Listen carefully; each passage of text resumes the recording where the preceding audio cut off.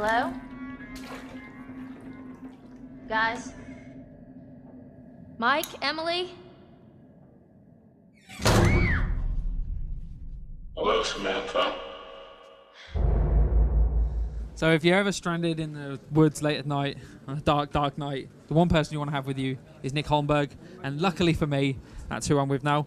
We're in London for the PlayStation 20th anniversary event, and we've just had a look at Until Dawn, which actually was better than both of us thought it was going to be. Yeah. I will also say this setting they've built, generally for all the games, but maybe especially for this, like the little forest we're in here is quite impressive and a great setting to play the game in. Yeah, you have to climb up a rickety old ladder to get up to the room to test the game out.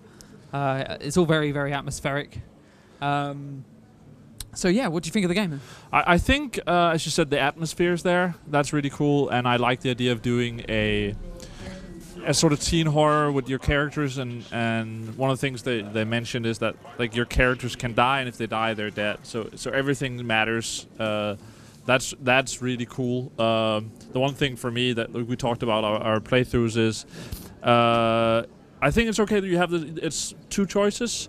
But when I died, I didn't really understand why I died. I didn't understand like why the choice sort of was the wrong one. We were talking to Tom Heaton, and you'll be able to see that interview on the site as well. We talked to Tom Heaton about that, and he said that it was that there are visual clues, hidden away, and they are quite subtle. Yeah, and that makes sense. It just depends if they're too subtle. Yeah. I mean, that really is going to be the measure. I mean, I can understand why they have them. Yeah. Because they don't want to clearly signpost the path. No, through, that or would be else just nobody as would make bad. mistakes. But if they're too subtle, you're gonna feel like you're making mistakes for no reason at all, and it might feel unfair. So it'd be interesting to see kind of on extended playthroughs exactly how that works out, and whether it does feel fair or whether it feels that you're being punished for things that aren't your fault. Yeah.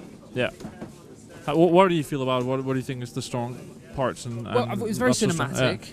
I mean, that was definitely if you're into horror fans. I mean, there were so many kind of horror tropes. Yeah. Kind of just in that 10-minute demo that we played. It was full of kind of real clear kind of Hollywood gold, if you will. I'm not sure if you can call the horror genre Hollywood gold, but it was full of kind of there's some people walking through the woods. It was full of kind of like little nods and homage to. Yeah, to I think kind a lot the of horror classic fans films. will probably appreciate that. Yeah, it's super cinematic. Yeah. And people who really enjoyed stuff like Beyond Two Souls and Heavy Rain, they're aiming kind of for a similar thing, but for it's obviously much more of a genre piece than those. I mean, Heavy Rain was noir and Beyond Two Souls was sci-fi, kind of supernatural sci-fi. I will say I do feel like the sort of controls and some of that stuff I don't think is done as well in this from what we played as it was in those games. No, it's much more straightforward, isn't it? It's go this way, go that way, do this, don't do that. It's yes or no, left or right. Yeah. It's not. But what they're going for could end up being more meaningful in the way that, those games, they're sort of, it's the story that's being told, where it sounds like what they're saying at least here is that there's much more impact on your story. You will have much, like who will die, who will live. He talked about like how you'll end up in different scenarios all the time compared to what choices you make, and they felt like there was a lot less pissing about, if I could say that. There was like less mucking about. You do this and you survive, you do that or you die, and then the consequences of those actions will be felt later on in the story. It sounds like there's going to be a ton of different endings.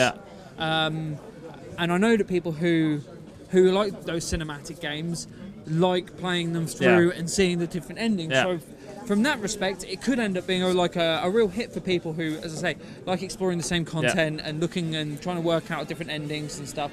There could be loads and loads of stuff for people to discover there. So we'll have to see. I think there's 8 characters. Yeah. And with the 8 characters, he said basically everyone could die and everyone could live, but they didn't think a lot of people would have a lot of people alive at the end. Yeah. Which is probably fair. Yeah, that's how you want a horror story anyway. It's if everyone just lives, it's not fun. You want to have that sort of tension of people can die. Yeah. So that's it. Watch the interview as well and all the other coverage from this PlayStation anniversary event. And as always, just keep it tuned to Gamereactor. Okay, we're going to try not to get lost in the woods.